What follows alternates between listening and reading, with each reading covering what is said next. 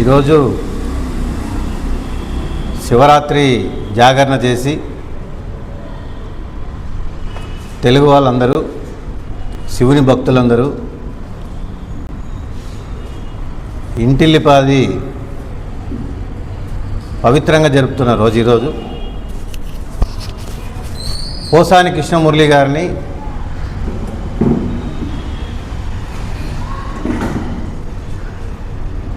Legal cell రాష్ట్ర అధ్యక్షులు మనోహర్ రెడ్డి గారిని పైన అక్రమ కేసులు బనాయించడం అనేది నిజంగా దేవుడు ఉంటే మాత్రం, నిజంగా శివుని ఆజ్ఞగిన ఉంటే, నిజంగా శివుడేగిన ఈరోజుగిన కళ్ళు తెరిస్తే తెలుగుదేశం ప్రభుత్వం ఈరోజే మాయం కావడం ఖాయం అన్నటువంటిది అర్థమవుతాం.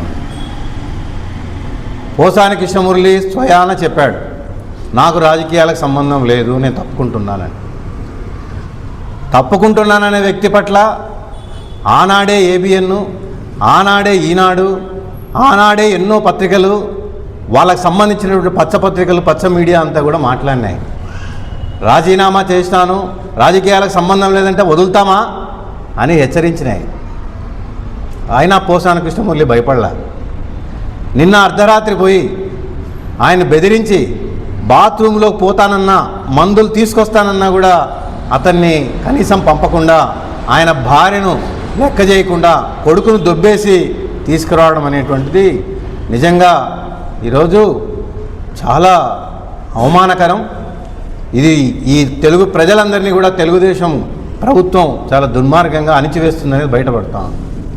రాష్ట్రంలో అన్ని జిల్లాల్లో ఒక కొత్త రెడ్ బుక్ రాజ్యాంగం పేరుతో తెలుగుదేశం ప్రభుత్వం ఒక కీలక రహస్య శాఖ నిర్వహిస్తుందనేది దీన్ని బట్టి అర్థమవుతా ఉంది.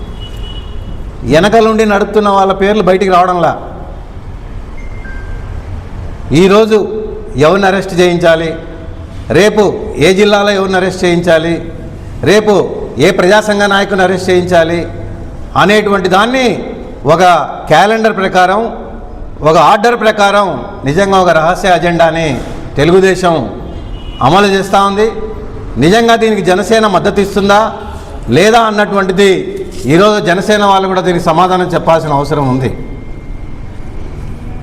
ఈరోజు ఎక్కడ తుని, ఎక్కడ తిరుపతి, ఎక్కడ పాలకొండ, ఎక్కడ అసలు మున్సిపల్ ఎన్నికలు జరిగినాయి.